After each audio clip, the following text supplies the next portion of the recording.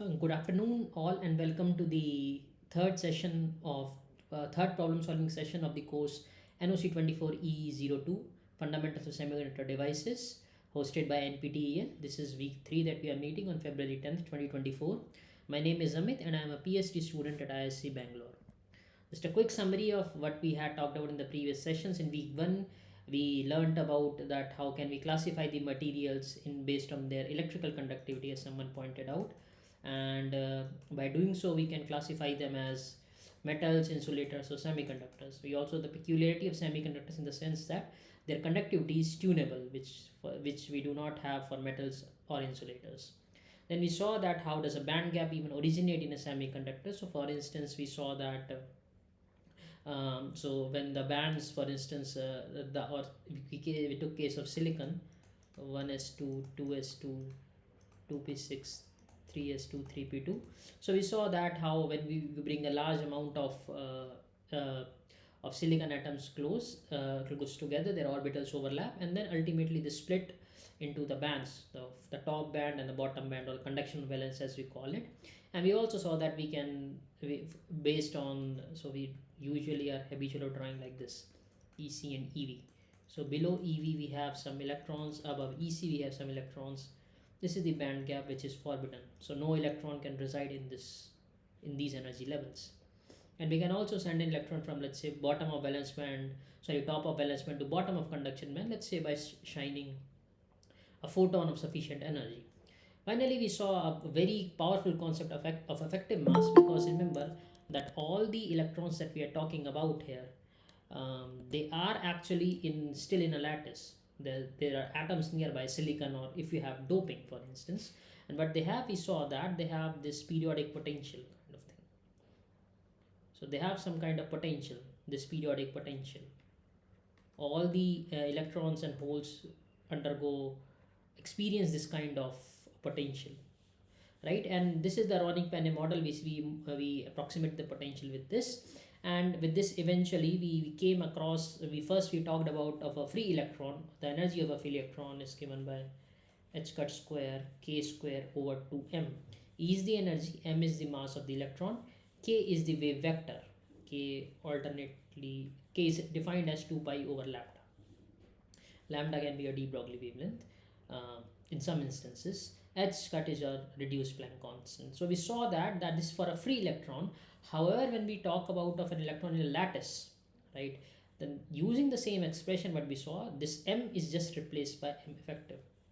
Note the electron is here in conduction band, which is not free. It is experiencing this periodic potential, and using the Ronik-Penny model we saw that we can still use this expression. However, this m effective is something that we replace m by m effective, and we are fine. So all your classical mechanics will be valid. Simply you replace wherever m is coming by m effective. And the question arises, how do we now evaluate this m effective? How do we come to a number? This is a mass in kgs, right? So how do we come about that? We saw that when we draw the EK diagram, so by that I mean this. So you have E on the y-axis, K on the x-axis, and if you saw, this is the conduction band, and let's say this is the valence band. So this is EV, this level, and this level is EC, and this is the band gap that you're clearly seeing, and these are the energy states that are available over here as well as over here, right? And the curvature of this, so you take the double differential and you can get the curve for this, and that is what gives the effective mass. You can have the expression in your lecture slides or the sessions that we had discussed. Finally, we talked about something called the Fermi direct statistics. I'll come to the Fermi function a bit later. Fermi direct statistics, we saw that there are different energy levels which I have drawn over here, and they have some degeneracies. So we drew it something like this. For electronic level E1, there are G1 states that are available and used on based on the fermions, that is your half spin particles primarily. And we saw that using the Pauli's exclusion principle, they can fill that, right? And there's some mathematics involved in that. Ultimately what it boiled down is something called the Fermi function. This is nothing but a probability distribution function. We saw that the probability of an energy level E being occupied was something exponential E minus EF over KT And we saw this is a very powerful tool, that above EF the occupancy is less than half, probability of occupancy less than half. If the energy level is below EF, it's more than half for any temperature, and for 0 Kelvin it's a very special case, right? Finally, we saw in the last session, we saw density of states in a 3D system. So we are saying that these are the states here, and now we defined a concept called density of states, DE, okay, which is the number of states in any differential element, energy element delta E, and you can normalize with respect to volume. So the unit will be electron volts inverse Cm minus 3, and we saw what are the how many energy states are over there. So what is the total concentration? It's very simple. It depends on the Fermi function. First of all, depends on density of states, that means how many states are there, and then what is the probability of their occupation. Okay, and then we integrate it. So if you remember, for instance, for number of electrons, we integrate from EC to infinity Fe, the probability of finding an electron in energy state E, multiplied by density of electrons E. You integrate this, okay, and what you get is some number, whatever number, the units will be Cm minus 3. Okay, we have this expression in the last slides. I'm not writing, just summarizing. Eventually it came out to be this form, something like Nc exponential of Ef minus Ec over kT. Okay, this is what we refer to as effective density of states. And finally, this was very powerful, as someone pointed out, that electrical conductivity is tunable. How do you tune that? You tune that by doping the semiconductor. So we saw that if this is your EC, this is your EV, and this is your intrinsic level directly at the mid cap EI, right? You can have donor levels, let's say over here, ED, and then these donors can donate the electrons because energy cap is slightly smaller. That is again exponential dependence. The Fermi Dirac statistics still hold, right? We also saw the case of incomplete ionization. That is, let's say you have doped with 10 to the power 17 Cm minus 3, but at lower temperatures we saw that all of these donors will not be ionized. So the concentration here can be even as low as 10 to the power 14, even though you have doped with 10 to the power 17. That is because the temperature is low, but we refer to as the carrier phase out. So we discussed all these concepts in detail. Okay, so I'll start where I left off.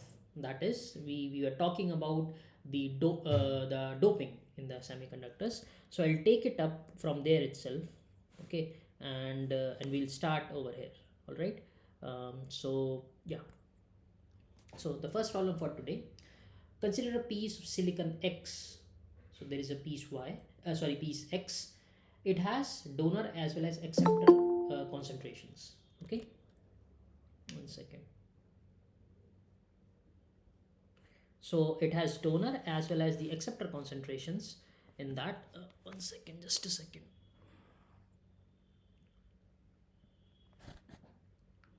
Sorry. Yeah. Okay. So so sample X of silicon has donor. We have doped it with a donor as well as acceptor. These are the concentration. This is another piece Y. So this is piece X. It has some ND1 and let's say Na1. This is given here. And another piece Y which has ND. Let's call it NDY, NDX and NAX. And this has only donors of concentration NDY. Okay. And now the question says assume complete ionization of impurities. This we had already discussed. And finally, which sample has the higher electron concentration? So we need to figure out what is the electron concentration, for instance, in sample X as compared to sample Y. Okay, so if you remember, what we had two tools at our disposal, right? First was this was if you recall, this is the charge neutrality expression. This is our charge neutrality. So I'm solving first for X. Okay, so essentially, so what I since there's complete ionization, okay, so what I'll do is that let me assume that the whole concentration is P. Okay, that will be the same, plus what I have here is Nd plus. That means the donors that we have, and what is the state, have they been ionized or not. So this is what we need to worry about in this case. So it's in this question, it's straightforward. It has been that they're all ionized. So I can simply write 2 into 10 to the power 17 equal to, n will be the electron concentration in this piece of silicon X, which I am denoting as nx over here. Okay, and so finally what we have is uh, plus Na minus. So Na minus is the acceptor doping. Acceptor doping all have been ionized. So Na minus will be effectively equal to Na, which is 10 to the power 17. So plus 10 to the power 17. So what I get from here is that Px plus 10 to the power 17 equal to Nx. Now you can clearly see that there are two variables here, Px and Nx. How do we solve this? Then we invoke something called the law of mass action. This is the law of mass action, this one. So here I can simply say that Px times Nx equal to Ni square. Ni is nothing but the intrinsic concentration, in this case silicon. It's a good practice to remember this number. It's 1.5 into 10 to the power 10 cm minus 3, so whole square, right? So from this I can get Px Nx equal to 2.25 into 10 to the power 20. Okay, 10 to the power 20, and you can clearly see here that Nx will have a value greater than 10 to the power 17, because whatever the concentration of Px will be added to 10 to the power 17. So in the other words, you can say that Nx is much larger than Px, because remember the product has to be 10 to the power 20. Alternatively, if you are not convinced what I am talking about here, just put the value of Px over here and solve the quadratic expression. But what I do know is that since Nx should be more than 10 to the power 17, from this expression Px has to be around 10 to the power 3, because then only their product will be 10 to the power around 10 to the power 20. So from these two expressions, either you want to solve it or however, from this I can clearly say that Nx is 10 to the power 17 and Px then will come out to be, put Nx 10 to the power 17, 2.25 into 10 to the power 3. Again, to convince yourself, just put this value of Px over here, 10 to the power 17 plus 10 to the power 3. You can ignore, this is a much smaller number. Okay, and the units are centimeter minus 3. So we have obtained that the electron concentration in this piece of silicon is 10 to the power 17. This is minus cm minus 3. Fine, let's do the same exercise for this piece, the y. Okay, which I am now going to do in the blue color. Okay, so let's do that. This is second piece of silicon Y. It has only NDY, only dopants, which is 10 to the power 17 cm minus 3. Again, I'll invoke the charge neutrality expression, but note this time there is no acceptor, hence this term is missing. Again, I'll write Py plus, what is Nd plus? Nd plus will be nothing but equal to Nd, because 100% ionization, complete ionization of impurities. So this value will come out to be 10 to the power 17 equal to N. Coincidentally, we have arrived at the same expression for this. Compare these two expressions, this is the same. Let's now invoke again the law of mass action. Again, you will put Py times Ny equal to 1.5 into 10 to the power 10 squared. Again, you will get Py Ny equal to 2.25 into 10 to the power 20. This is the same expression as this. The solution will also be the same. Hence, I will get Ny equal to 10 to the power 17 cm minus 3 and Py equal to 2.25 into 10 to the power 3 cm minus 3. So what do we see is that the electron concentrations are the same for both as well as the hole concentrations. The questions asked which sample has higher electron concentration. What we arrive at, sample X and Y have equal electron concentrations. Okay, so that's a very good how should I say, it's a strange result that we have arrived at, although there's a much more effort. So we have two types of doping here, acceptor as well as donor.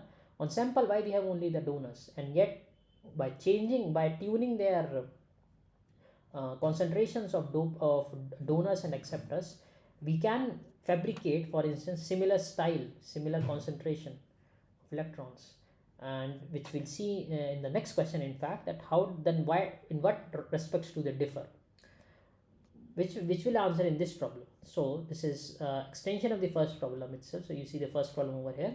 The second problem asks us in question 1, which sample has the higher electron mobility. So just to reiterate, we saw that Nx was equal to Ny equal to 10 to the power 17 Cm minus 3. This was true for both. Similarly, hole concentration was similar, but we'll not talk about that. We'll effectively say that both of them are n-type silicon semiconductors. Okay, by the way, this is also known as extrinsic. So extrinsic can either be n-type or p-type. Here this is an n-type extrinsic. Intrinsic means no doping at all. We have discussed that in the last session. Okay, so in this question, it is asking which has the higher electron mobility. So although we talked a bit about the mobility in the previous session, but let's just say you do not know much about this concept. So mobility is essentially the tendency to move around. Okay, so just understand it in this manner. So let's say when you are just after when you come out of your examination halls, right, it's very crowded outside the classroom, or when you have to take a bus or train or metro to go to your home, it's very crowded over there, so your speed reduces to move around, right? On the other hand, if you have, let's say you have a weekend or a public holiday, and if you're coming out of the same college or moving around the same road, it's empty, you're free to move, you can move a bit faster, right? Essentially mobility is a concept with that the ability, that what is the inherent ability, how fast you can move. Crudely, I'm defining very crudely. A more physics based understanding will come in a few minutes, but let's just understand you have only this understanding of electron mobility. So let me draw the picture for sample X and Y. How will it look like? Sample X in red again. So this is your silicon, let's say. I'm drawing the silicon atoms over here, right? This is not a true picture because the silicon atoms are there, but they will be much more in number as compared to the dopants which I'm going to introduce in a little while. Okay, now let's introduce donors and acceptors to this, okay, which I'm doing in black. So let's say there are some donors here, very few in number. Some donors are there, and let's say I'll also add some acceptors. So I'll add acceptors in orange, let's say. So let's say there are some acceptors over here. So orange are acceptors, remember, orange are acceptors, and the black are donors. Okay, the black are donors, and the rest in the red what we have is just your silicon atoms, the underlying silicon atoms that we have. Okay, so these are the silicon atoms. This is sample X we are talking about. Okay, so what do you see is that so even if there are some electrons, let's say there's an electron over here, when it's going to travel in this lattice, it's going to encounter this is ionized, by the way. All the black and orange are ionized, remember, complete ionization. So it's going to scatter from these sides. Okay, so I'll say electron in X will be scattered by ionized impurities. Okay, same situation in fact will happen as well as in sample Y. It's not going to be different. Again, you will have your silicon atoms. This time I'm drawing in blue. This is the same, I'm just drawing a few of them this time. Again, now this time it has only donors, because remember ND. So again, donors, not black, this means donor. Okay, and let's say again, because it's similar to what is Na was. So Na, there were two of them. Okay, so let's say like this. Again, I'll write that electron in Y will be scattered by ionized impurities. How many impurities are there? So in this case, there are 1 into 10 to the power 17, because this concentration. How many are here this time? They are 3 into 10 to the power 17 Cm minus, the units is the same. Why 3 into 10 to the power 17? 2 into 10 to the power 17 of donors and 1 into 10 to the power 17 of acceptors. So these are total impurities. So scattering centers are 3 times more in X. Okay, I'll say this. I'll say impurity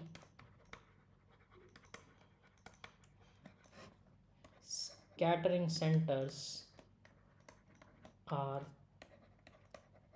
3 times more in X than Y. This implies this is the symbol of mobility. So mu of X will be less than mu of Y. So mobility in sample X will be less than mobility Y because these are the centers. Remember, these are charged. For instance, this is a donor. This will be positively charged. This will be negatively charged. This will again be negative, positive, positive, positive, positive. And also remember, electron is negatively charged. So whenever it comes close to any ion, it will either get attracted or repelled.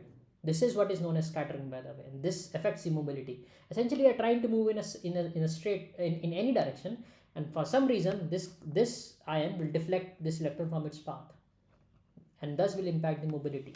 Okay, and there are more scattering in sample X, more scattering centers in sample X, and thus the mobility will be lower in sample X as compared to sample Y. This is our understanding. So what do we learn from this exercise? So first we saw that even though in the previous here we saw that the electron concentrations are similar, yet their mobilities are different. Why? Because the way we are doping it, and this is a very important result.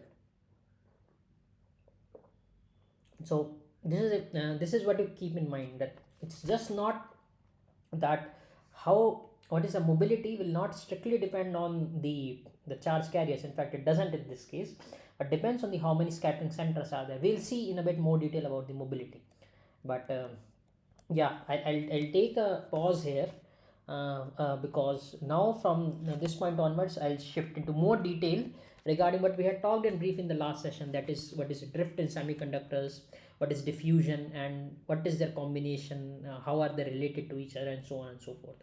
So I'll take a pause here. If you have any comments or questions, please feel free to ask.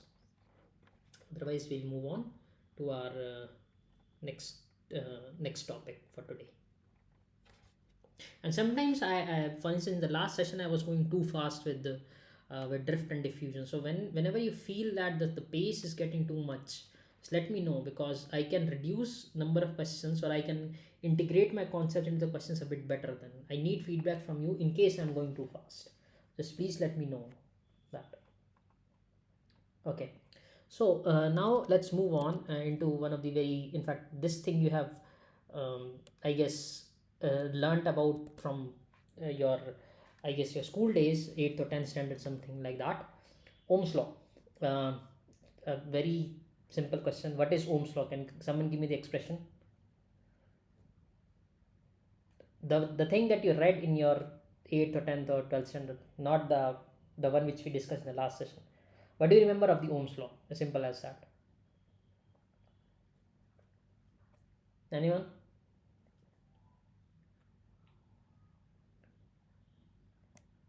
Just to give you a hint, this is okay. I think I have a comment. V equal to IR. Thank you, Arvind. So this V. So this is any piece of material. Let's say in this gray, it has a length L and it has an area A. And across this, along this length, I am applying potential V, electric potential V, and let's say consequently a current I is flowing through this. So this I will be coming in this direction. Okay, as someone said, V equal to IR. Fine. Yeah, that's good. Let's refine it a bit. Okay, for instance, the people from physics background define it in a different way. So we know the electric potential is nothing, if you recall the electric field, let's say. So in that we defined as the potential as minus del E over del X. E is the electric field, or you must have seen this minus grad E. The different forms of writing the same thing. Okay, I'm going to use this form, and let's just talk only about the magnitudes. Let's not worry about the signs of now. So del E over del X. This means I'll write it something like this. I'll write it as delta E over delta X. Current which you define it as over here. You can also define another term called current density, which is called J. which is nothing but I over A, that is current per unit area. So the units will be amperes per meter square, SI units. Alternately, you will see us using amps per centimeter square also. Okay, so what will I become? I will become J times A. R will remain the same. Okay, and delta E is varying across along this length. Okay, so I'll write this as E electric field over L equal to J times A into R. I'll rearrange the terms a bit. I'll take J to the left side and shift all the terms to the right. It will be R into L into A. Okay, now R, if you remember, let me just see that I'm not making any mistake. Sorry. Sir, actually, Yeah. electric field is the Yeah, correct. gradient of Correct, potential. correct. You're correct. That's why I was, these terms should cancel out. Thank you. Yeah, electric field is, it's a vector. I should have seen it there itself. Thank you for correcting. So electric field, electric field E is minus grad V. Okay, so what I can also write is that, so this gives me the magnitude of E will be V over L. This will be the result here. So this gives me V equal to E times L. E is, again, as I'm telling, is just the magnitude where I'm talking about. Okay, so let's correct these terms here also.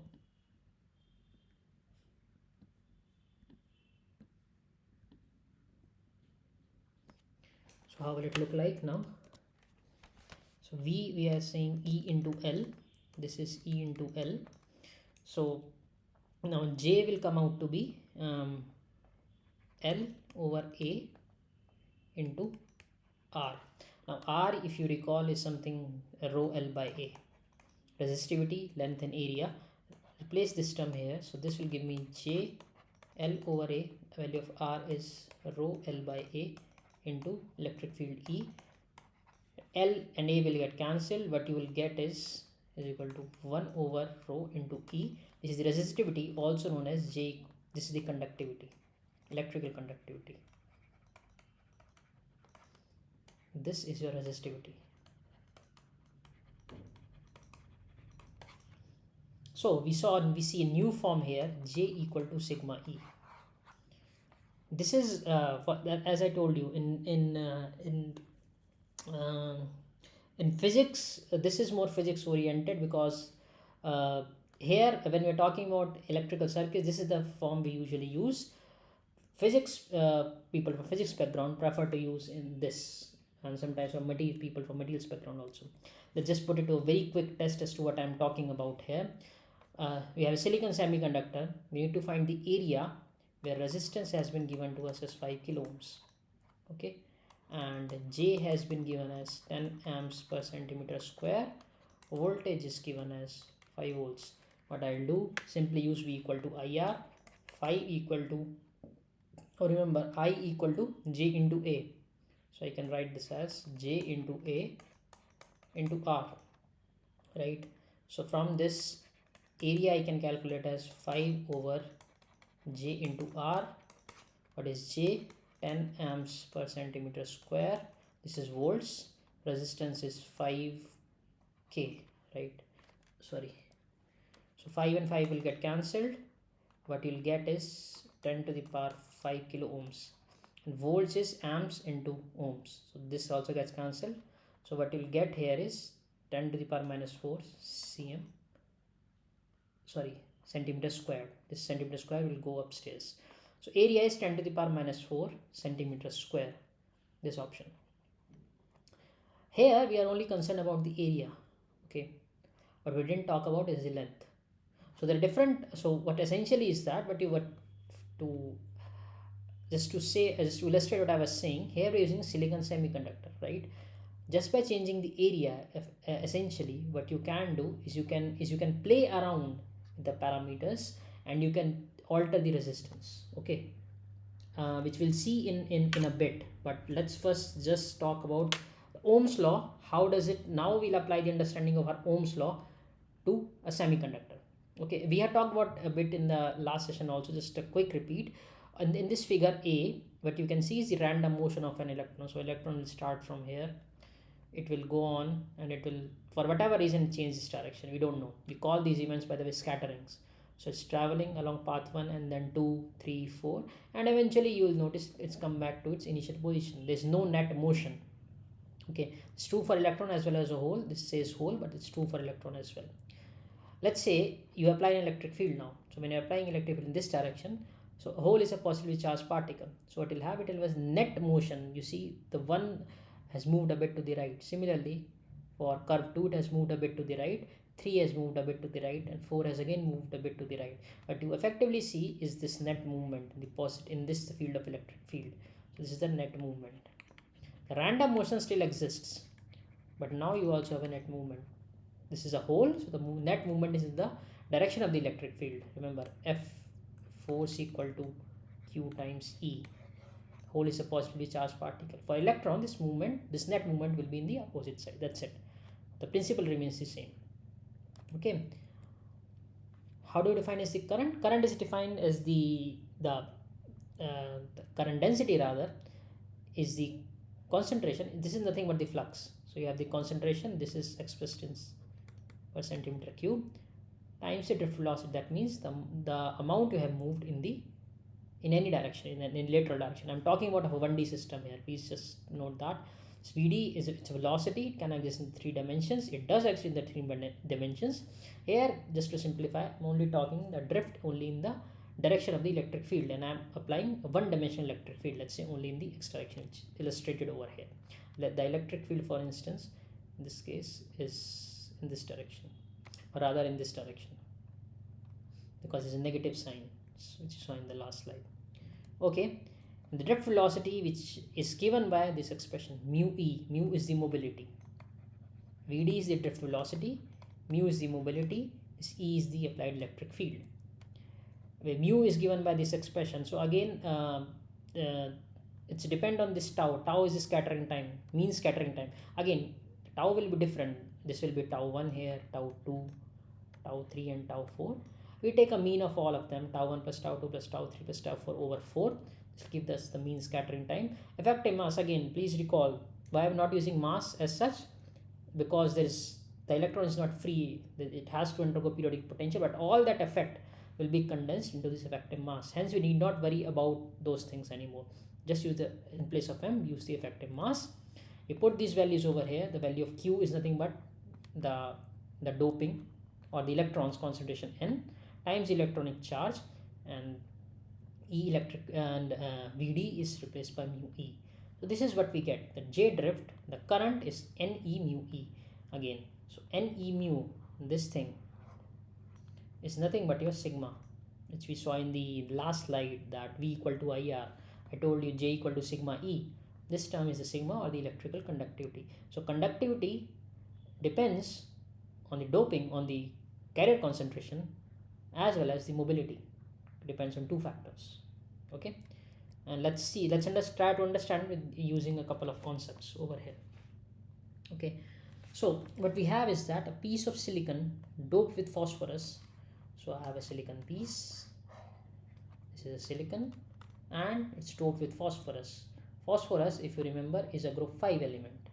Okay, silicon is a group 4 element. So we had discussed that for group 5. When you dope group 5 in a group 4 element, you have a donor type. Phosphorus will tend to donate an extra electron. Hence, and D stands for donor. Its concentration is 10 to the power 18 cm minus 3. Again, if nothing is given in the problem, we will assume complete ionization.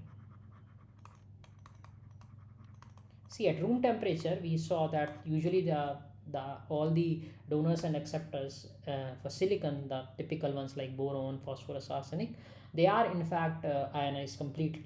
So whatever your doping concentration is, they will contribute 1 electron or accept 1 electron each, whatever the case may be. So assuming complete ionization in this problem as well, we need to calculate the resistance of the sample. Okay, how do we do that? We again know this expression. This term, as I told you, was sigma. N E nu. So let's just evaluate this sigma first. So what is N? N will be nothing equal to Nd plus or Nd, the same thing, because each of these donors is contributing 1 electrons. And remember the back, and I'm also assuming the temperature is 300 Kelvin. So there is an Ni background, but that's 10 to the power 10, right? And I'm doping 10 to the power 18. So naturally, the electron concentration will be equal to the the donor concentration here, which is 10 to the power 18. Okay. Yeah. So this is Nd times E is the electronic charge. Mu has been given to us as 277 centimeter square per volt second. Okay. So let's just put these numbers here. So Nd is 10 to the power 18 centimeter cube times 1.6 into 10 to the power minus 19 times 277 centimeter square per volt second. And the units here is coulombs also. Okay, so what we have here is so it will be 227.7 times 1.6. Yeah, so it will be 44.3. This is coming out to be 44.3. Okay, and what we also know is that rho is 1 over sigma and r is rho l by a. So 1 over sigma into length. So this has been given that this is 200 micron long. So I'll put it as 200. Again, see, the units here is coming centimeters, so I have to put it in centimeters. So that will be 10 to the power minus 4 centimeters. Area is width times thickness, so that will be 20 into 10 to the power minus 4 times thickness is 2 microns. So 2 into 10 to the power minus 4. Everything is in centimeters now. So I can just directly plug the value whatever I obtained here. 44.3 times 200 into 10 to the power minus 4 over 40 into 10 to the power minus 8. Okay, so this will be 5 over 44.3 into 10 to the power 4 ohms. All the centimeters have got cancelled.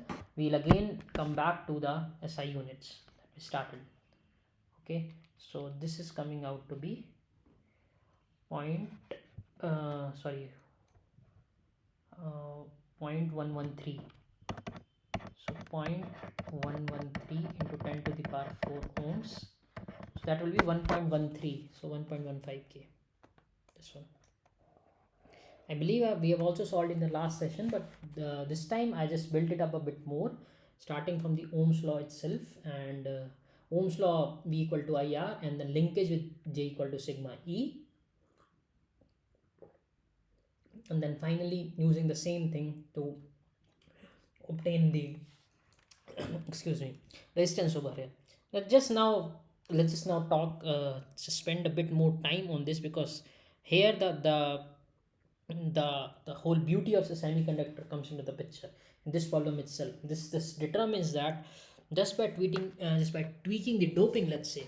So let's say now you don't want to dope 10 to the power 18, you want to dope 10 to the power 16, so you want to decrease the doping a bit. So what's going to happen?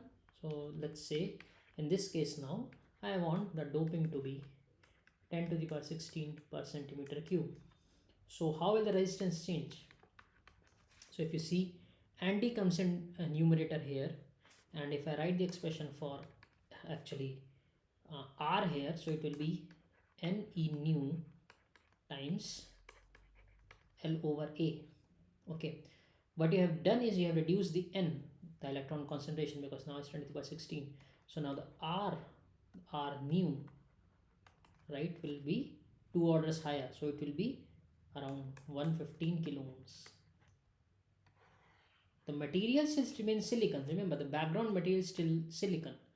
Just by changing the doping, what you are effectively doing is you're changing the resistance of this block. So whatever this piece of silicon is, we're changing its resistance by 2 orders of magnitude, just like that, just by changing the doping. And you can play around. So for instance, the next case, I don't want Na, I don't want doper, I want acceptor, I want a p-type silicon.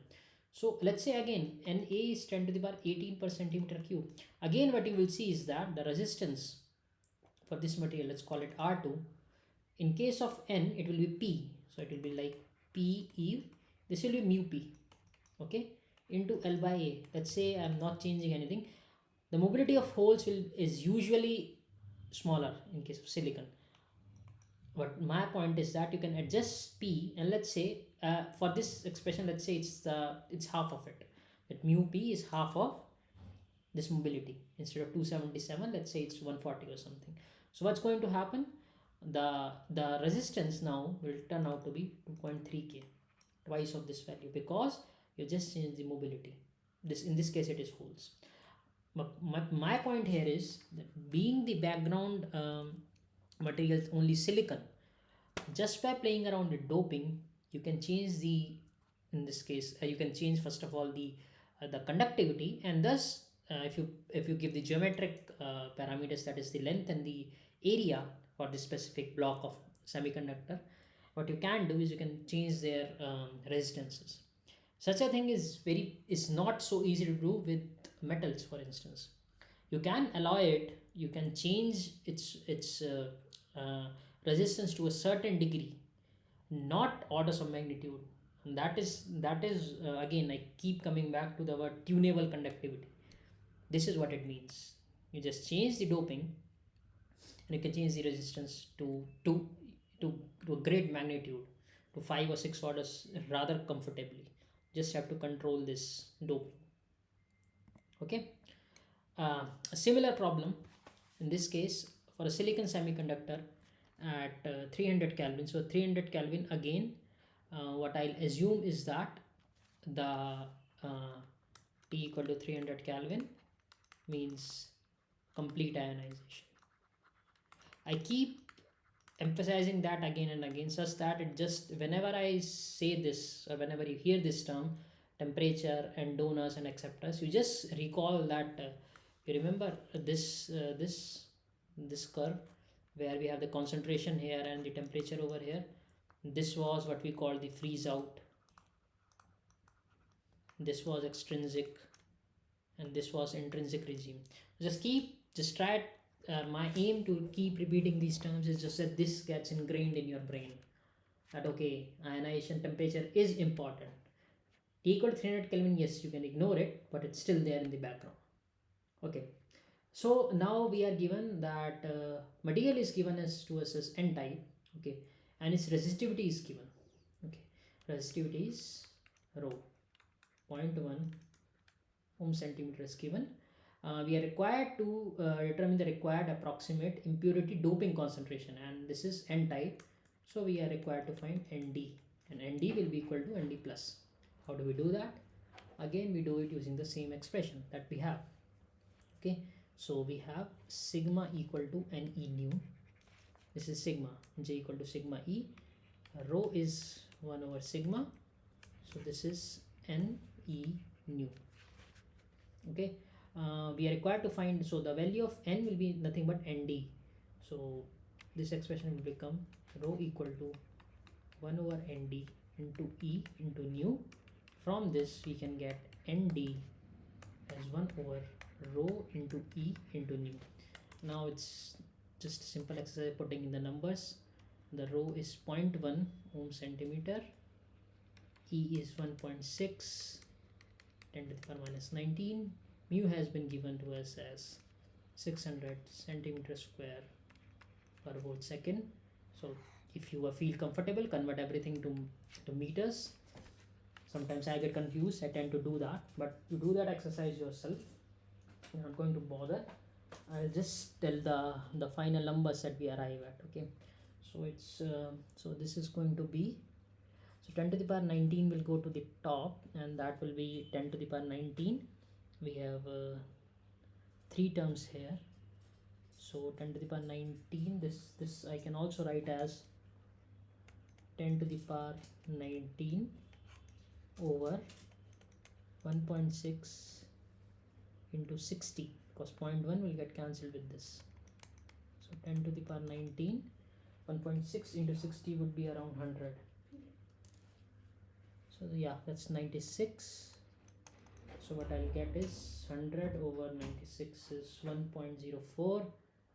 So 1.04 into 10 to the power 17 cm minus 3. Right.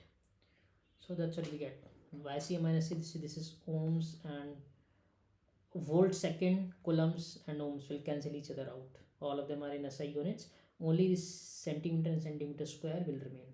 This will become centimeter minus 3. So what we get is this 10 to the power 17 cm minus 3. Again, the same exercise which we did in the our last question. Again, you can do that. So let's say I increase the concentration to 10 to the power 20.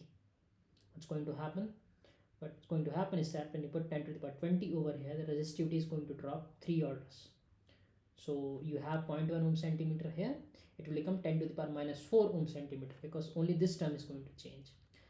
That's actually not true. We'll see in a couple of slides, but more or let's assume that the mobility is remaining constant whenever you are doping, and you will say that that's not entirely true, because the first problem that we discussed today, in which remember we had silicon atoms and we have donors and acceptors, and I told the more the number of ionized elements in the lattice, lesser is the mobility. So actually this is true. As you increase the doping,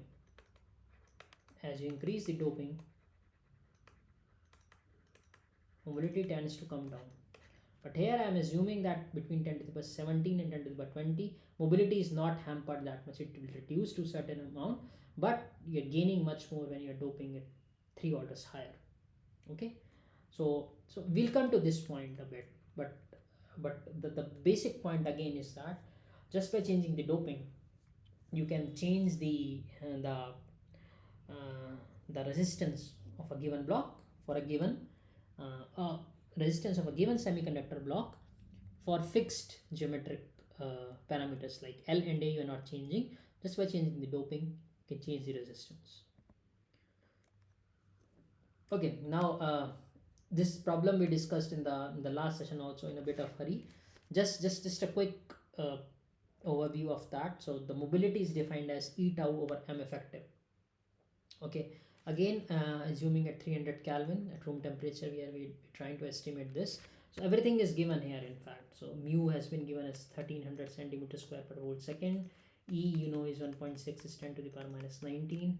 Tau is the mean scattering time. If you recall that I told that this goes here, and then this electron will come here, and then this goes here, and then over here, and then comes back over here, and something like this comes back to the original position. So it's not changing, but between two consecutive scatterings there is some time, and if you take the average of all such times is the mean scattering time, this entity.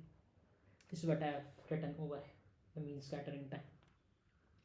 Tau over m effective. M effective has been given as, denoted also as star by the way, 0.3 times m naught. M naught is the rest mass of the electron.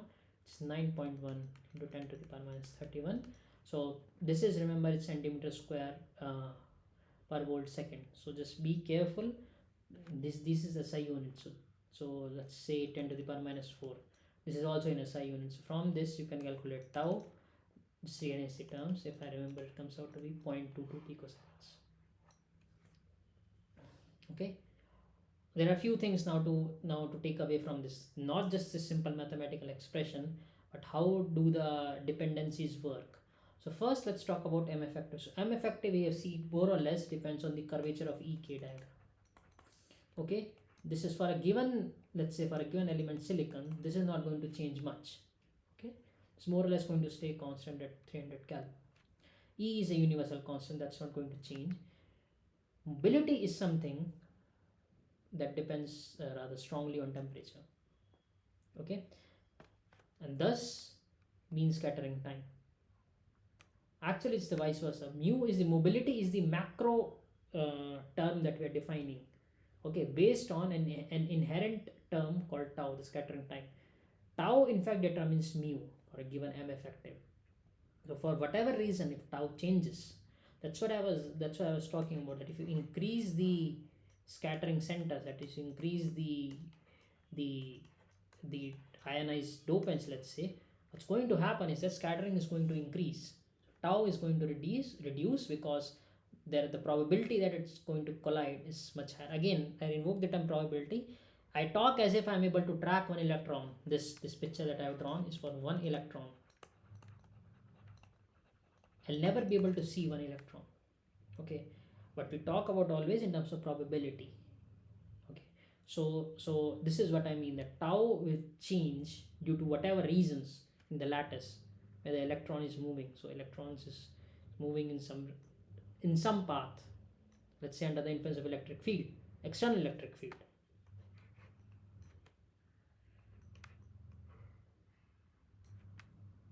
Okay, it's moving in some path. Tau is going to be determined by that, and that will in turn determine the mobility. That is an important, this is the complete picture that is happening. Tau is the microscopic entity which will in turn determine the value of mu, the macroscopic entity, for any given block of semiconductor. Right. Now we have come to the position that that I was going to talk about in terms of the scattering mechanisms. Excuse me. Okay, so you've seen this image a few times now. At any electron or hole, it's going to, in the absence of any electric field, is going to exhibit such kind of a behavior, such kind of a random motion. And when you apply an electric field, it's going to have a net motion, but the mobility depends on the mean scattering time tau. So again, there will be tau 1, tau 2, tau 3, tau 4 associated with them. You take their average of the whole number of electrons, which may be 10 to the power 20, 10 to the power 18, whatever it is, you get the mobility of that semiconductor. But they're different. I told you there will be scattering from this. You see the abrupt change in direction from here, from here, from here. What is happening at these positions? What are the scattering mechanisms? There, first of all, there are many scattering mechanisms, but we are going to restrict ourselves to two prominent ones. The first one is impurity scattering, and I've talked a bit about this. That impurity scattering is due to the Coulombic interaction. So for instance, if this is let's say a positively charged and this electron is coming, it's going to interact. They're going to have Coulombic attraction in this case. So it might try to move towards it. So it will be rather something like this curve. Just for the sake of illustration, I am doing this. I do not know the exact positions of them, but what I am trying to tell you is how they will look like. Okay, so that is going to be the picture over here. And what is the cause of this impurities? See, we have doped it, and let's say we are operating at the room temperature 300 Kelvin, and we have seen that all these dopants, whether they're donors which make the semiconductor n type or acceptors which make the semiconductor p type, both of these all of these dopants at room temperature in silicon will be ionized, right?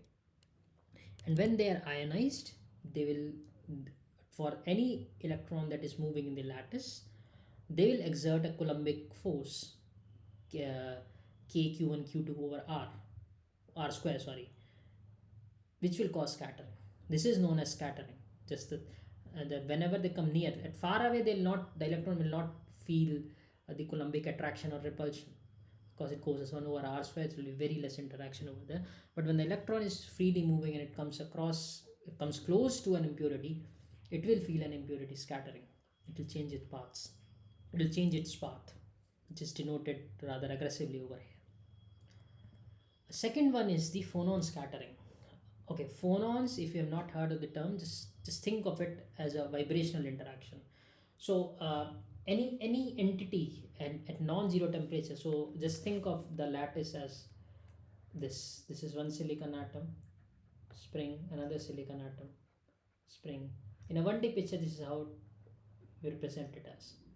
This is one silicon, so spring ball system is what is usually referred to as. At any non-zero temperatures, they will be vibrating. I'll like you to recall the simple harmonic motion, or the harmonic motion of when there are two balls of equal mass joined by a spring constant K. So this is nothing but the bond between two silicon atoms. The real pitch is much more complex. So for instance, it will be rather a 3D system over here. Okay, and depending on the for different materials you have different orientations. If you recall the let's not go into that. Sorry for getting carried away. So what happens is that, so these atoms, these silicon atoms, that's considering the one dimensional picture or the two dimensional, if you insist, they'll be vibrating. So when they're vibrating, so if an electron is coming, this atom is vibrating, let's say in this direction, like this, back and forth. Electron is coming, what's going to happen, it's going to interact with this, it can scatter. It's like a very simple, uh, a, a, a very light ball is going to collide with a heavy ball. It's going to happen, so the heavy ball will not suffer much change in the direction of its motion, but the incoming ball, depending on it's an elastic or inelastic collision, will get deflected from its incoming direction. Same thing is going to happen over here. Okay, there's a various there are much more intricacies involved, but a broader picture is just I try to explain. It's just essentially a collision. Okay, it's just a collision that's going to happen. Assume it to be a collision of an electron and an atom that is coming. So the more the atom is vibrating, the lesser will be the space for electron to penetrate through. Remember, these will be vibrating only for whatever they are. If you remember the amplitude of the motion, I again recall the simple harmonic motion, there's always an amplitude and frequency associated with that. So the more aggressively this atom is vibrating, the chances of interacting with with a given electron increases. Okay, and again, as I point, phonon scattering is due to the vibrations of the lattice atoms Okay, and this includes the dopants also. Please understand that although there will be very few, they can be very few in number, but they're still there. So the lattice atoms, I also include the dopants. Predominantly these are silicon lattice atoms, because doping, we usually not dope at 10 to the power 22 or 10 to the power 21 higher. They are only in parts 1 million or so, the doping, that is. Okay, right. So now another interesting thing, I've hinted at it a couple of times in this session itself, that how does it depend on temperature. Okay, and so what I'll do is I'll draw, do I have the slides? No. Okay, what I'll do is I'll draw a simplistic picture. So what you have is a mobility over here, and let's say you have a temperature over here. Units are centimeters square per volt second, and let's say kelvins. So so what happens is that, let's see, when you keep on increasing the temperature, what happens. So when you keep on increasing the temperature, the atoms are going to vibrate more aggressively, and thus the probability that an electron comes and interacts with this vibrating atom increases. So what we typically expect is that as we increase the temperature, the mobility decreases. And remember, why mobility will decrease? The more the scattering events, tau will reduce. This is the mean scattering in time. If you're scattering more frequently, the tau will reduce and the mobility will also reduce. So that's why the mobility reduces. So we call, let's say, call this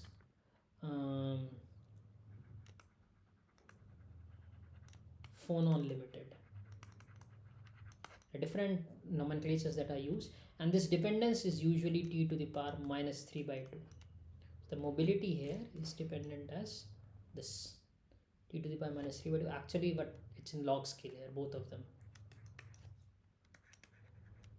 That's why you see a straight line with a slope of minus 3 by 2. Okay, what happens to impurity scattering? So again, as you increase the temperature, the electron will have more thermal energy associated with that. The tendency for it, let's say if you're moving at very high speed, the bend will, it will spend very less time in vicinity of an atom, so of an ion, sorry. So electron is coming like this, and if it is very high thermal velocity, it will spend very less time around it, and hence less time for interaction, lesser will be the scattering, so it will be much less aggressive, maybe like this. If it's coming very slow, which I'm drawing in this dashed line here, it can spend much more time, and thus it can have this kind of trajectory. So this is fast electron, this one is slow. Slow, you can see, just bent a lot more, it scattered a lot more as compared to the fast electron. Original trajectories were the same. Okay, so what we see is that as temperature increases, the thermal velocity of an electron will increase and the scattering due to impurity will reduce. Okay, this means the tau increases, mobility also increases, because it's essentially spending the scattering time between two events, or on other terms, if you think it of probability, the probability of scattering reduces, because again there are huge number of electrons there. Okay, so what we typically see is that the mobility increases with temperature, something like this. This is you say impurity scattering limited, or let's just say impurity limited, increases. And if you, and this is dependence of t to the power 3 by 2, this one. So over in the middle sometime they overlap, and hence you get this kind, typical this kind of a curve. This is just a, again this is just a picture based on two types of scattering mechanisms, impurity and phonon. This is because at this level you have been exposed enough to these two terms, that is the Coulombic interaction due to the ionized dopants, as well as the phonons or the vibrations of the lattice atoms. So you can try to comprehend that these, you can at least appreciate that yes, these two events are happening actually. The real picture is much more complicated. So again, this is 1 over tau. Again, why 1 over probability of scattering is 1 over tau. That will be probability of scattering due to first mechanism, probability of scattering to second mechanism, third mechanism, fourth mechanism. You'll ask what are the other mechanisms. There are other mechanisms. For instance, surface roughness also matters.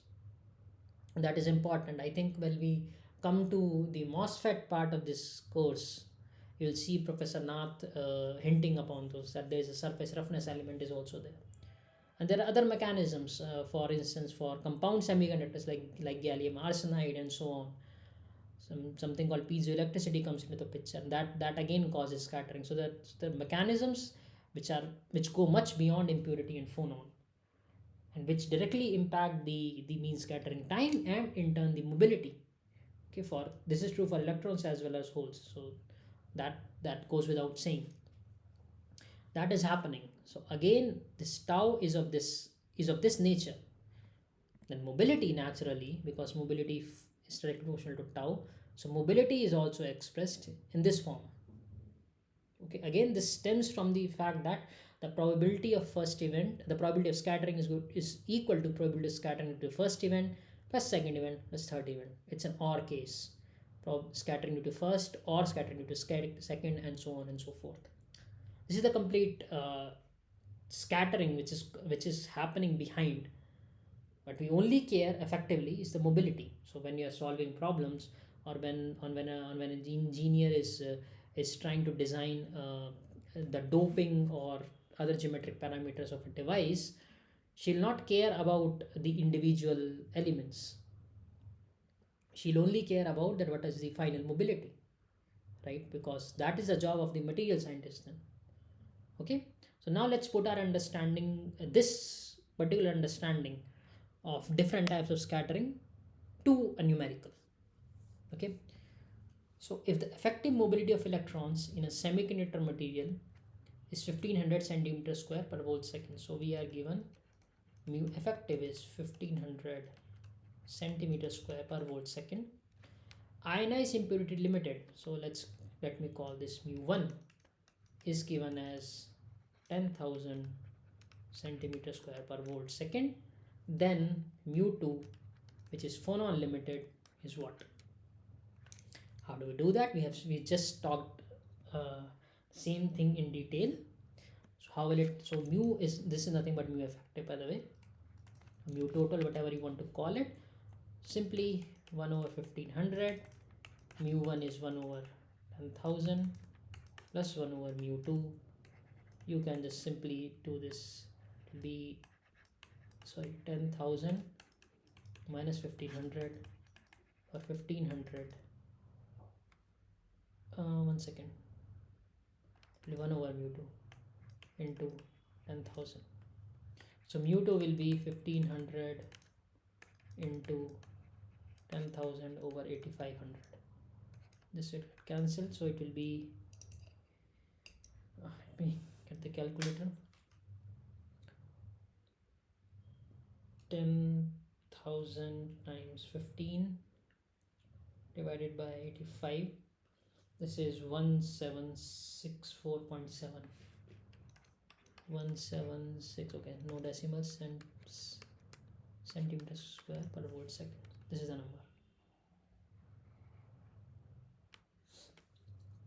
One more thing that you must appreciate is that if let's say let's only talk about two terms, mu1 and mu2. Mu1 is due to, here in this case, ionized impurity limited. You can clearly see that the effective mobility is closer to the lower of the two values. If there's a huge difference, it's a harmonic of some sort, yes, but there's a huge difference. Let's say mu1 is greater than mu2. What's going to happen? Let me do it in a different color, just a second. What I'm talking about is of a hypothetical scenario where mu1 is greater than mu2. What will mu effective then? So mu effective will be mu1 mu2 over mu1 plus mu2. Mu1 is greater than mu2, then what's going to happen is mu1 plus mu2 will approximately be mu1 mu2 over mu1. So here mu effective will approximately be equal to mu2. That means if in a system you have different mechanisms of which impact the mobility, the one which will have the least mobility will have the most impact. So you see, in this case, the phonon limited mobility was 1765. The ionized impurity limited was 10,000. However, the final mobility 1500, the effective mobility, is pretty close to 1765, and that is because they have around 5 to 6 times of difference between the individual mobility. So if the difference increases even further, let's say 10 times, then you will very clearly see that the effective mobility is very close to the lower mobility. And that is important in the sense that even if let's say you optimized the donors or the acceptors or the dopants, let's say you have optimized it to a very great extent that you're getting very good ionized impurity limited mobility. However, if your phonon scattering is huge, you'll not gain anything. So whatever research or money you or effort you put in improving one of the mobilities, if the other mobility is the killer, you still effective mobility will still not improve. So that's why what happens is that that's one of the important problems of research. You need to identify the problem correctly. So for instance, in this problem, for this particular case, the problem is not ionized impurity limited mobility, it is the phonon scattering. So if there are ways to improve the phonon scattering, then you can improve the effective mobility also. Improving the ionized impurity limited mobility will not going to, even if you make from 10,000 to 1 lakh centimeter square per volt second, this will not move much. Simple as that. Sorry, this will not move much. It will just move very close, let's say 1700 or 1750. It's not going to move much. So that's our understanding. From a, let's say, from a competitive exam point of view, what you need to think is that if mu1 is this thing, if one of the mobility is much higher, just ignore that. That's not going to play a role. So in fact in competitive exams, option elimination is a very good trick, and this is one thing that you can use to your advantage to save some time, at least to eliminate a couple of options if possible. Okay, right. Next, what we have is that till now, yeah, so I had shown that the semiconductor block, you're applying a potential V to that, and the current is flowing. Okay, and we also saw something called Vd equal to mu E. You simply replace this in this formula. The drift velocity is directly proportional to the electric field, and mu is the proportionality constant. That is not always true, which is illustrated in this plot. taken from Professor Alam from Purdue. So let's just see what's happening here. Let's just focus on this on the left half of this plot. So again, this plot is between the velocity, that is a drift velocity, versus the field E over here. Units is volts per centimeter. Again, you see centimeter units being used for velocity again. So what you see in this part, this is the linear region. Linear region is y equal to mx, right? Straight line. So here y equal to mx is vd equal to x is nothing but electric field E, and the slope is mu. So this is the slope. Again, you can denote it using this right triangle over here. The slope of this line will give you the mobility, but as you see, after a specific what we refer to as the critical field, let's say it's something over here.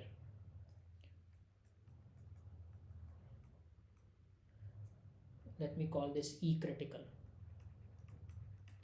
After this E critical, the velocity has saturated, right? The velocity is saturated. Let's call this V sat.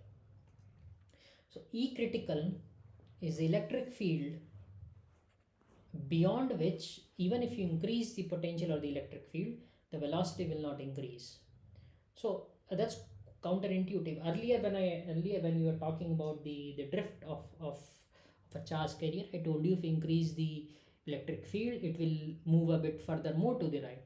And what and what also was happening hidden in that statement was that now if you increase the electric field even further, it will scatter more, because it will get much less time to stabilize. Means scattering time will decrease. Remember, mu is directly proportional to t. If mobility is reducing, sorry, uh, uh, if your mobility is increasing, sorry, the tau is also increasing, or vice versa, however you may want to see it, they are proportional to each other. Okay, what happens is that here in this regime, after crossing E critical, you are accelerating your charge carrier so much more that it collides with the scattering center and loses all that energy. You are giving it more energy to the charge carrier, but it's quickly losing to the lattice. So it's essentially you're putting more energy and getting lost as heat, vibrations to the lattice itself. So after a certain point of time, it does not benefit to operate after a certain electric field. We'll see that is there some advantage or not.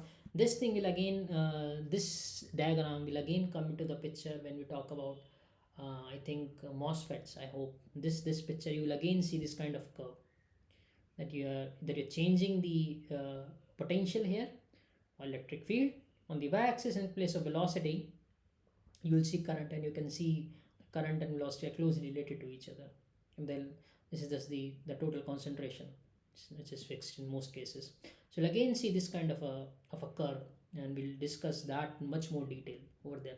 But this is just a snapshot that is after some electric field, the velocity will not keep on increasing even if you increase the potential or the electric field.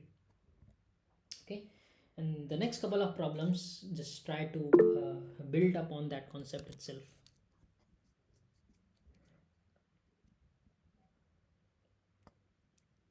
Yeah, so Vikas is asking, after critical field, velocity does not change, then slope is zero, means mobility goes to zero. No. So what's happening is that Vd equal to mu E, this expression that just recall how did I mobility is defined only in this part.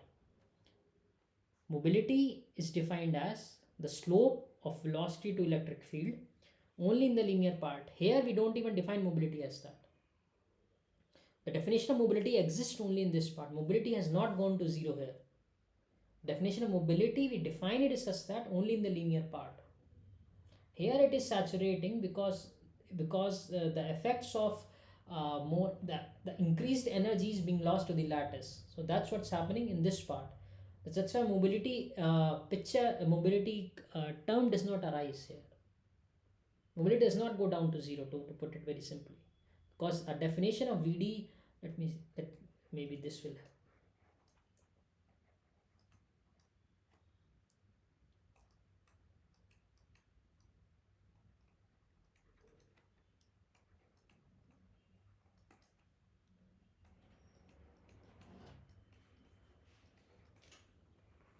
This is the typical how we write the functions, right? So that's what we are doing over here. The mobility, the function, so the slope does not, the definition of mobility does not even arise in this part of the expression. Okay.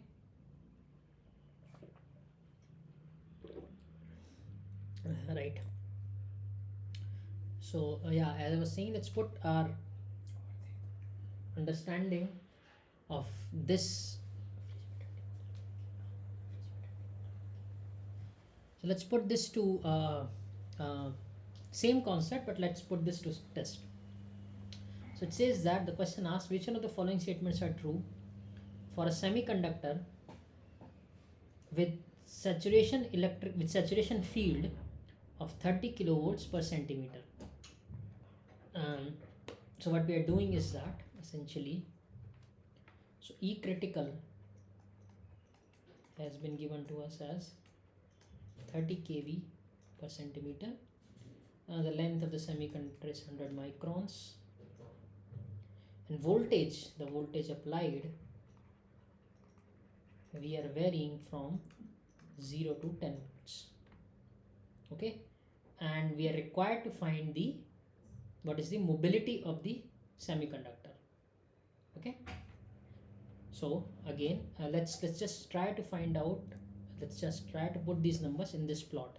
What are the corresponding numbers? Okay, so E critical is this, so let's try to convert in terms of voltage applied. Okay, so let's, V critical will be nothing but E critical times the length. So E critical is 30 kilovolts per centimeter, length is 100 into 10 to the power minus 4 centimeters, converted into centimeters. So this will be, this is minus 4, this is again 30 kV, so 10 to the power 4, 300 volts, 10 to the power 4, 10 to the power 6, yeah. So V critical there is 300 volts. So let's say this is not true like this. So what I was saying, 30 kV. Okay, so this is, so this point is 3 into 10 to the power 4. Okay, and we are varying the voltage from 0 to 10 volts barely. This point is 300 volts. In fact, when you convert, if you draw it in the terms of voltage, this is 300 volts. So we are operating only here, from here to here. This is corresponding to 0 volts, and this point is corresponding to 10 volts. So if you convert again to 10 volts to electric field, it will be 10 volts over this 10 to the power minus 2. Okay, so it will be 10 to the power only 3. So this is 10 to the power 3 volts per centimeter. See, we are, and the saturation field is 3 to 10 to the power 4. We are much below that. We are operating, this means, only in the linear region of this plot. We are operating only here. Just a second.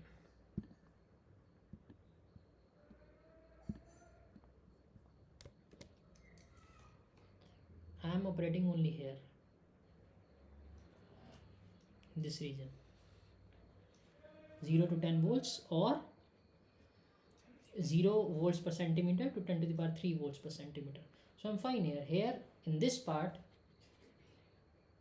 Vd will be equal to mu E. Slope, this expression is valid in this part.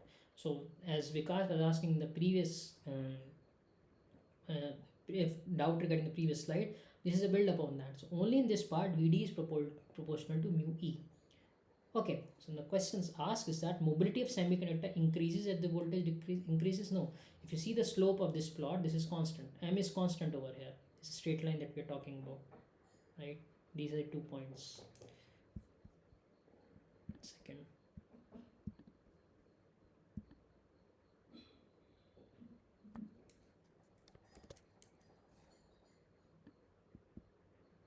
First point and the second point. This is the region I am talking about. region of operation is only this much. Here Vd equal to mu e, and here this is a straight line. It has a fixed slope. Slope is nothing but the mobility. Slope is fixed. This implies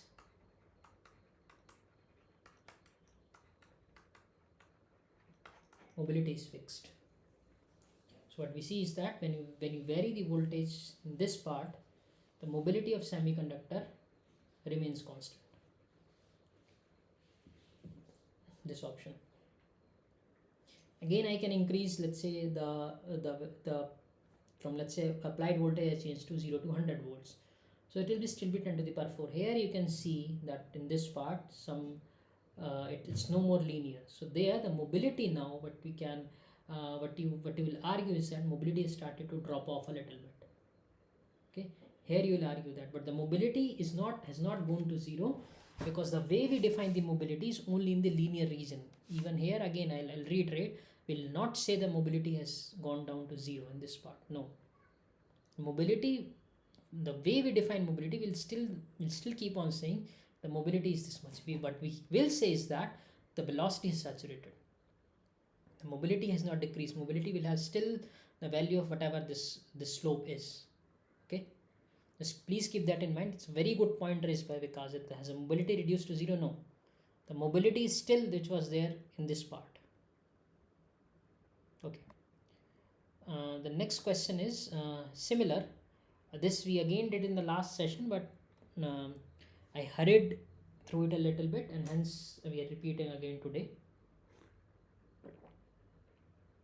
So what we have here is that consider an extrinsic semiconductor of high breakdown voltage. Okay, so this critical voltage, breakdown voltage, you will see these terms appearing. Just don't worry too much about it. These will be defined more formally when we'll talk about the PN junctions for one, and again in the MOSFET and other devices.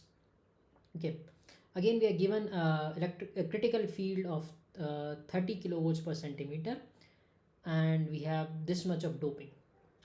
Okay, so again I'll try to put in this diagram itself. So this point that we're talking about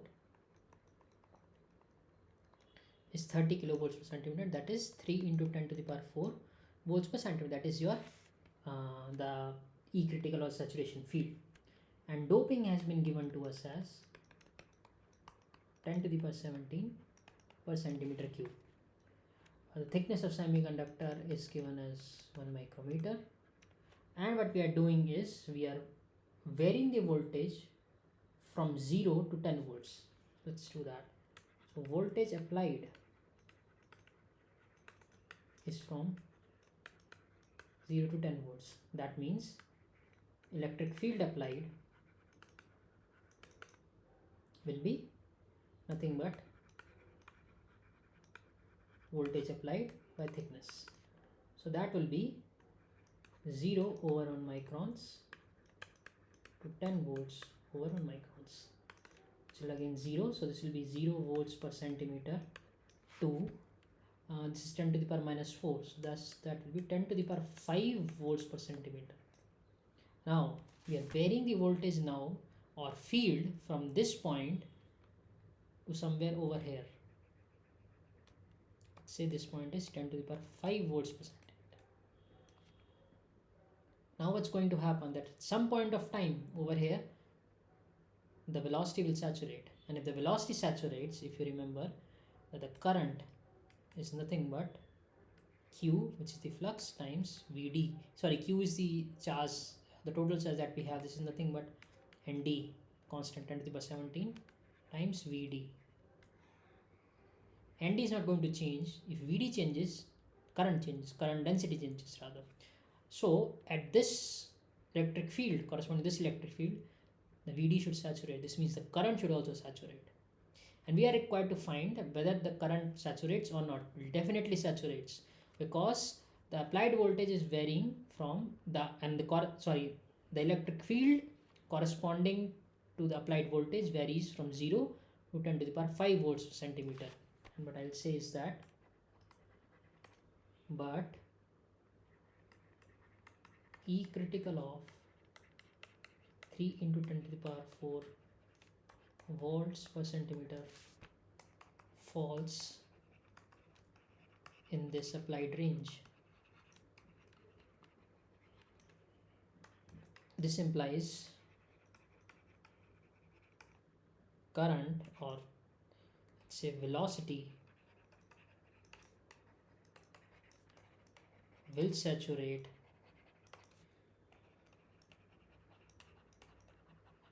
sometime during 0 to 10 volts of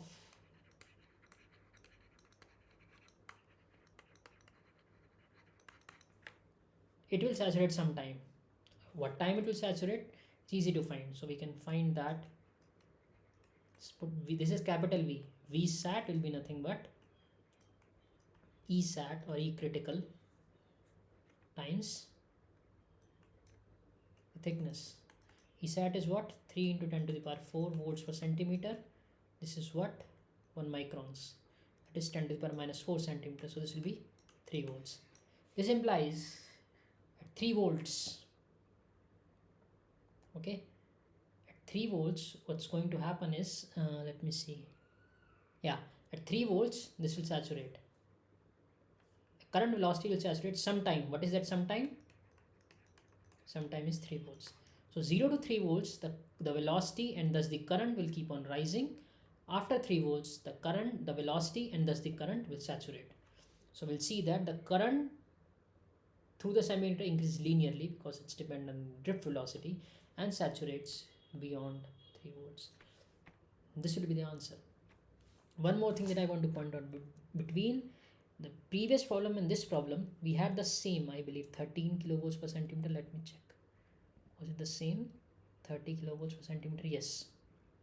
We had the same critical electric field. This means the material was the same. This is a material property, by the way.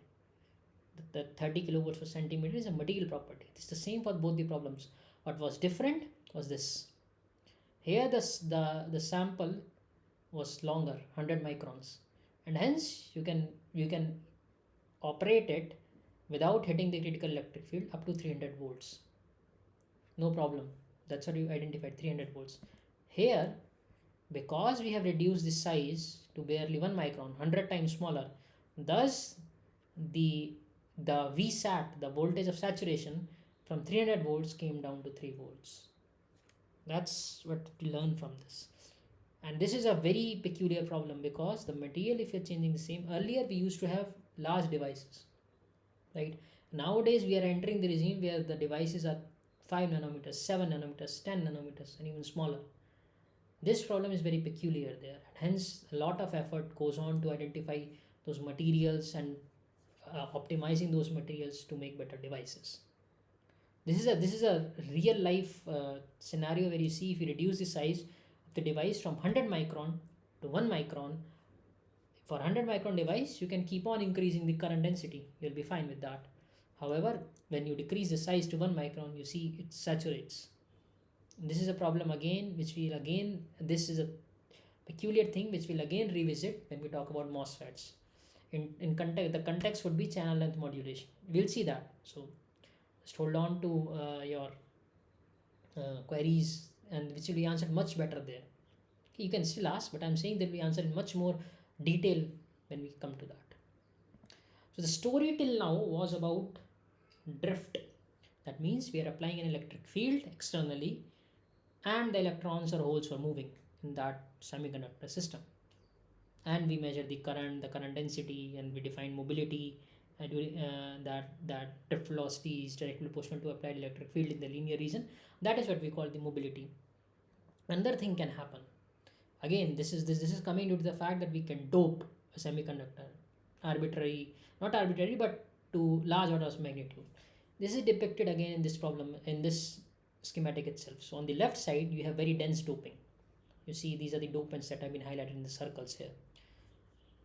On the right, you have moderate doping, let's say. So hence ND increases from right to left, denoted by this arrow. So as you can see, as you can assume, is that since again I am assuming 100% ionization, I'll again say that complete ionization.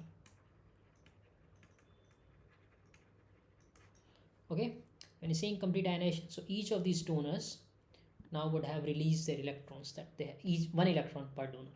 Okay, so you can see the electron concentration will be much larger here because more electrons will be crammed.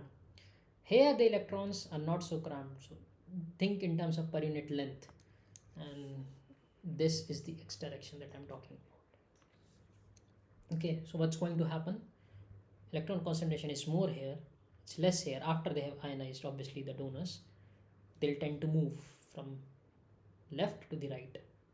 Okay, that's the diffusion current, because now electrons are moving. Now please remember, there's no external applied field here, right? This is happening just due to the fact, due to the difference, due to the gradient. As we speak, this is the gradient in concentration of electrons. N is the concentration of electrons, x is the position, and ye, because electrons are moving. So again, the same expression that we wrote there, the electronic charge, electronic charge, and this is now just a function. Now the independent variable is the gradient of the, or the slope, or the rate at which the electron concentration is changing as a function of x. To reduce the constant of proportionality, we introduce another constant, just like we introduce mobility there when we say Vd is directly proportional to electric field. Here we introduce another constant called the diffusion constant. We're talking about electrons has Dn. Similar theory, similar things will stand for holes also. So for instance, when you are doping acceptors, in place of Nd you will have Na. And the negative sign comes, one thing you can say that the charges are different. So in place of, if you take electronic charges E, it will be minus Es. That's a nomenclature that we have been typically following. Hence a negative sign comes in the hole diffusion current. This is the diffusion picture that is happening. A very straightforward problem here. We need to find the diffusion current density when the concentration of electron is varying from 1 into 10 to the power 18. So here let's say it's 1 into 10 to the power 18 over this side, to 7 into 10 to the power 17 per centimeter cube over this side, and this distance L is 0.1 centimeter. So what we'll do is just simply put these numbers over here. E is 1.6 into 10 to the power minus 19. Dn is 225 centimeter square per second. See, we do not know how the step is, so we just take it as step. So we'll take n1 minus n2. I'll write 10 to the power 18 minus 7 into 10 to the power 17 over delta n over delta L. Essentially, what is delta L? 0.1 centimeter. Okay, let's see everything. Yeah, everything is in centimeters. So what we'll do is, it will be 1.6 10 to the power minus 19 into 225.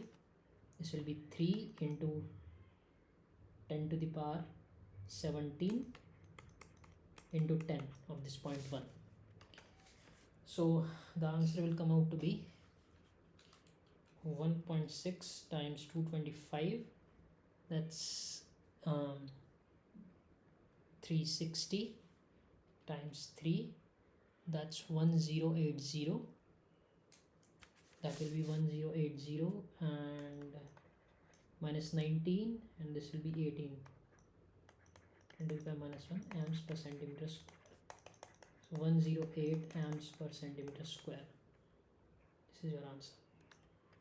So nothing much to explain here, but just the thing that the gradient that we have again is giving rise to this current. So I'll ask a related question, slightly different question is that, so you see the electron concentration is more here, right, in this part. So electrons will be moving in this direction from high to low, and the current will be naturally be in the opposite direction because the negative charge is moving in this direction. So the current is in this direction. J and diffusion. Electrons are moving in this direction. This is what we call electron movement. And if you recall your high school physics, the current the current is defined in the opposite direction of the movement of electron. So that's what I have done here. So that's why again you see the negative sign in the whole. Told you, right? What is that? Yeah, this whole diffusion, it has a negative sign to that. This is the reason for that, because let's say if the hole's concentration is decreasing from left to right, the holes will move in the same direction from left to right, and the current will also be from left to right. So just to compensate for that, because we have taken this as the positive, negative has to come here. There's no, otherwise no no special reason for that. Okay, so now we have seen that a different type of current can flow, called the diffusion current. Till now we have been talking about a drift current. It was a diffusion current. So what is the total current? It's very simple. Till now we have studied two types of current. So total electron current density Jn will be to the drift. Again, please remember, this will happen only when you have an external or some even internal electric field. Drift will happen only in the presence of an electric field. Diffusion will only happen in case of a concentration gradient. Whether they are there in a given system or not, that's a separate question. But these are the two things that we have studied till now, and hence the total current, total electron current, again Jn, I have just put their expressions here and done nothing special. Okay, so similarly holes can also exist in the same system.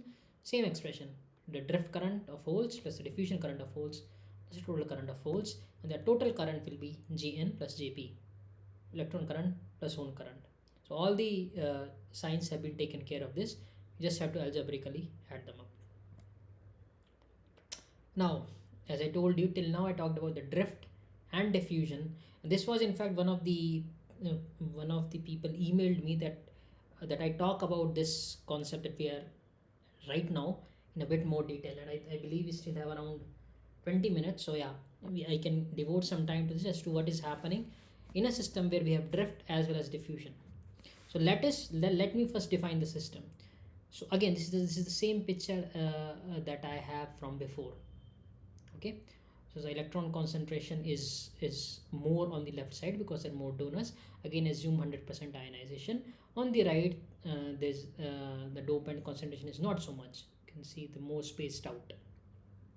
Let us first try to understand how this diagram come to be. This is the band diagram, which you can see, electronic energies versus the position x. Okay, how does this come out to be? So first things first, you need to notice is that on the left as well as right, the band gap is the same. This and this are equal. This is important. This means inherently the material is not changing. Overall, it's still the same material, as the band gap is not changing. And you see this EFI, this black dotted line, just don't call it EFI, call it EI, the intrinsic level, that is the mid gap of EC and EV. This is because EC and EV are sloping, thus EI will also be sloping. It's very simple, because EI is EC plus EV by 2. EC has a certain slope and EV has the same slope, then EI will have the same slope as EC and EV. EF is constant. EF is the Fermi level. So we have seen the shape of the conduction valence bands. We also notice that Fermi level is horizontal. Whenever in a given system the Fermi level is horizontal, this means that given system is at equilibrium. Okay, I repeat, if the Fermi level is horizontal in any given system, that system is at equilibrium. There may have been, it's not static equilibrium, it may be dynamic equilibrium, but it is at equilibrium. It's no more changing. Overall, if you see, the concentration of electrons will remain same now or 10 years later. Okay, that's what I mean when I say equilibrium. One more thing you notice is that the electron concentration decreases from left to right. That we can clearly observe from here. It's higher here and lower here. Now I'm going to draw the position of EF. Why is it drawn here? Why is it not drawn here? Let us talk about that. First thing you notice is that EF on the left side is above EI. This means it's n-type doped, which is obvious. It's a donut doping here. Again, at the extreme right edge, again this system is n-type doped. So again EF has to be above EI. Okay, now you'll see that how do I determine these spacings? These spacings will be determined by this expression. The concentration of electrons, let's say at this edge, at this left edge, we know has to be much higher. Why? Because the number of electrons here is much higher. So EC minus EF then has to be lower. EC minus EF will have to increase as you move from this to this, because see, it's a negative sign here. So if EC minus EF increases, NC is a constant, this whole term will reduce. The concentration of electrons will keep on reducing as you move from left to right. So EC minus EF, if it increases from left to right, then only the electronic concentration will reduce from left to right, which you can see here. EC minus EF is this gap.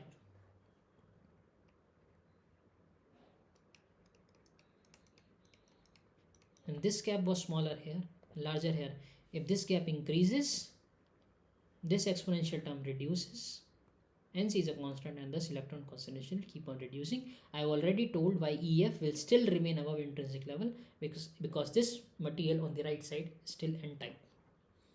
So till now we have analyzed that how does this shape come into being. Okay, every level, the EC, EF, EV, EF also we explained. So this is till now we have seen that. How about the movement now? So you see, this is slope is nothing but an energy level. This EC are nothing but energy levels. Remember the units are electron volts. This is the energy that we are talking about here. And when we have a slope in energies, right, we can find the electric field. How? As someone told, gradient of potential. Energy, if you divide by the electronic charge, you'll get the potential. Remember, these are the energies. EC, EV are energy. So you divide by the electronic charge, which is minus E over here, what you will get is nothing but the electric field. Electric field, if you see, now negative will get cancelled. Delta EC over delta X is a positive slope, right? So electric field I can write will be in I cap. Electric field will be in I cap. Now what I have introduced, just by this system, now there's an inherent electric field in the system. Another shortcut of identifying is that if your EC is sloping, this means there is an electric field for electrons. If your EV is sloping, there is an electric field for holes. I just discussed for electric field here because the slope of EC and EV is the same, so it's the same.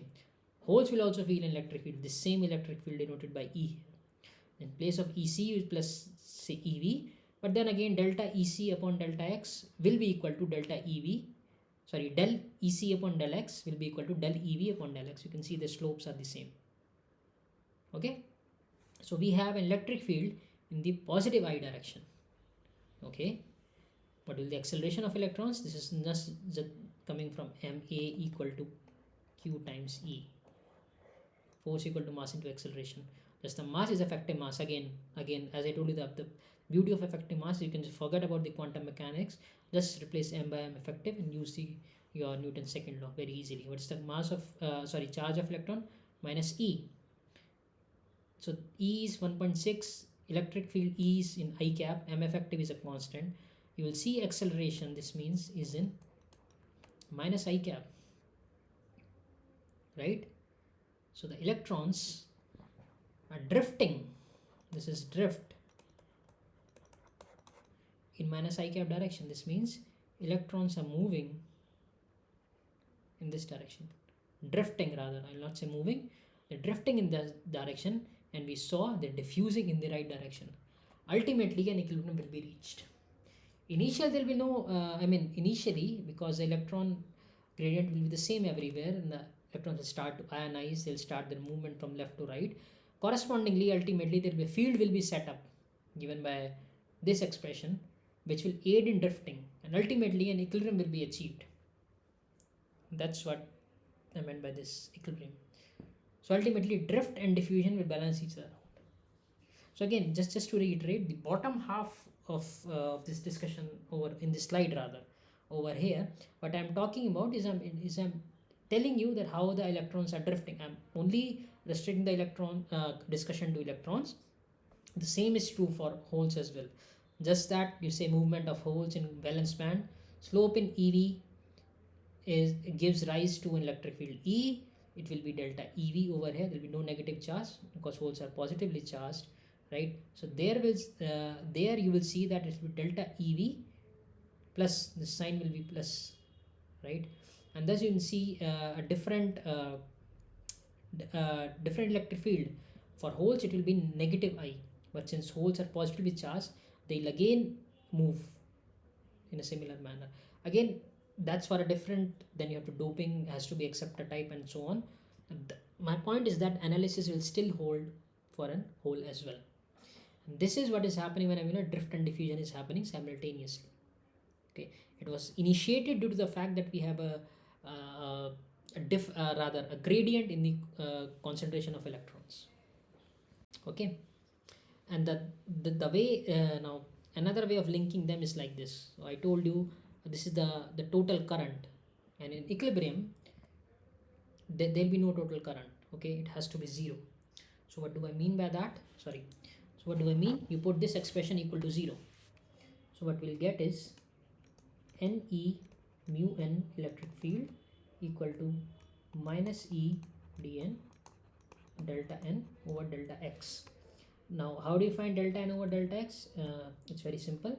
We just differentiate this expression, right?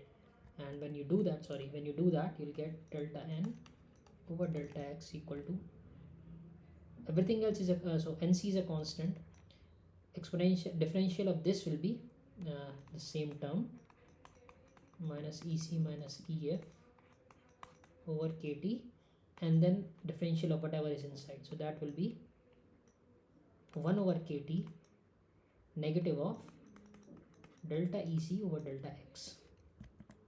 And electric field is nothing but 1 over q delta ec over delta x. So this term that you see over here is nothing but E, and this term you see is nothing but N. So into 1 over kt, and this term I can replace it as Q into electric field E. Let's put this value over here. So what I get, Ne mu n times E is minus E dn, differential of this expression now I'm putting is minus n times 1 over kt times q times electric field E. So you see this and this gets cancelled, this and this gets cancelled, and n gets cancelled, right? What you get is dn over mu n equal to kt over q. This is the Einstein relation. So the first, in the previous slide what I showed you was through a physics based analysis of that how the electrons, there's a concentration gradient, a diffusion is set up correspondingly, that there is a slope in the slope in the conduction band, and that will set up a drift of electrons. They'll be balanced with each other. Mathematically I'm doing the same analysis, but here mathematically, and this is how we do it. So we know that total current has to be 0, total current has to overall essentially has to be 0 over here, and hence at equilibrium I'm writing Jn equal to 0, and this is direct result of that. But I need to evaluate delta n over delta x, right? And I know the concentration expression is this. Again I'm assuming non-degenerate semiconductor. Non-degenerate means it's not excessively doped. Okay, and the way to rather there's a formal thing for that, is that EC minus EF has to be greater than or equal to 3 kT.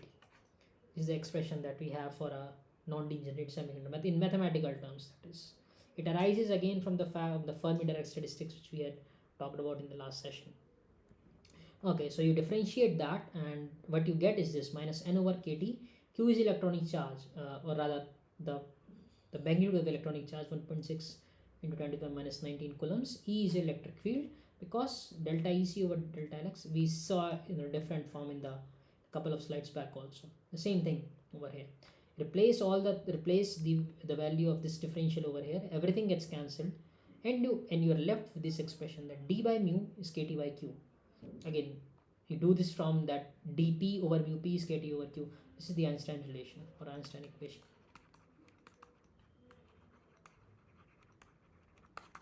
This very thing.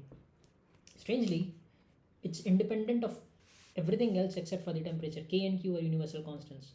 So just based on temperature, your diffusion constant and mobility are linked to each other through temperature. That's it. Temperature and temperature alone. So for any given material system, this is true. For silicon semiconductor, this is true. So dn over mu n, it will come out to be kT over q. So for instance, at T equal to 300 Kelvin, kT is 26 milli electron volts. So kT over q will be 26 millivolts, right? So d over mu for silicon will be 26 millivolts, for germanium will be 26 millivolts, so on and so forth. This will hold true. Very powerful tool to have at your disposal, especially for your competitive exams. Because there they'll try, the question will be asked, that what is the value of, let's say, what is the ratio of d over mu.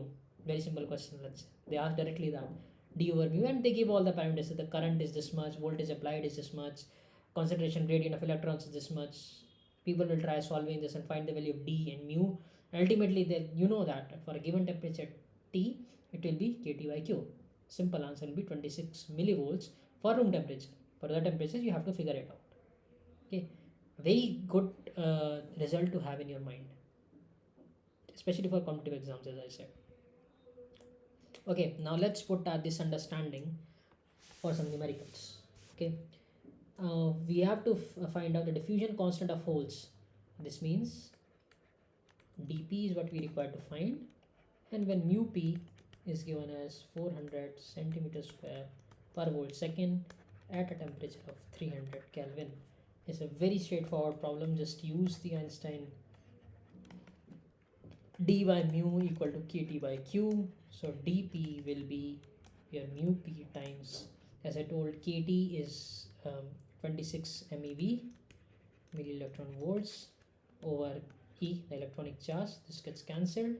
So what you'll get is 400 centimeter square per volt second times 26 millivolts. So let's say what this number comes out to be, 104 something, I guess. So 400 times 26 divided by 1000. So it turns out to be 10.4 volts, and volts will get cancelled, centimeter square per second. This one. Very straightforward application. Another application of the same Einstein relation is we have this problem. So what we are given is that we have an n-type semiconductor, an electric field of 50 kilovolts per 50 volts per centimeter is applied. So let's write the terms. 50 volts per centimeter. Carriers are moved by a distance of 1 centimeter in 100 microseconds. Remember, these carriers are moving due to the application of this electric field, because you see the carriers are injected. So what essentially you are doing, you have a block like this.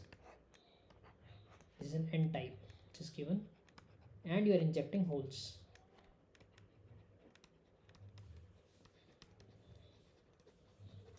From this side, from positive end of the battery, you are injecting some holes. This is corresponding to E, electric field that I have written. The voltage that you are applying is corresponding to this. What is the VD? VD is the how much it's drifting. So it's drifting by 1 centimeter in 100 microseconds. It will be 10 to the power 6 not 10 to the power 6, 10 to the power 4 centimeters per second. Yeah, it is 6 and 4. Yeah, VD, and this is given now. Okay, what we are required to find is dP. Now the question that you ask, this is the drift velocity of what? Of holes, because these holes are moving in this n-type semiconductor, injecting the holes. Okay, so we are given VD of holes. Sorry.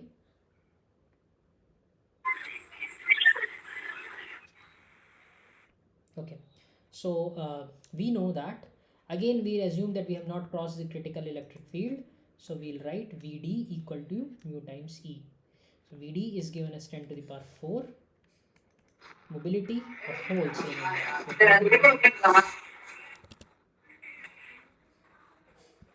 Okay, we're talking about mobility of holes times field, which is 50 volts per centimeter. So this is also excuse me, just a second.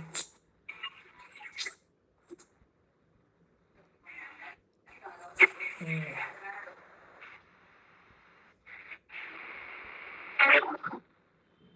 okay, so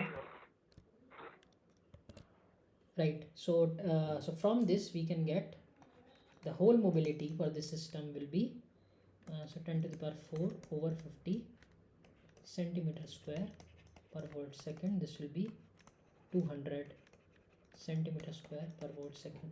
Yeah, 200.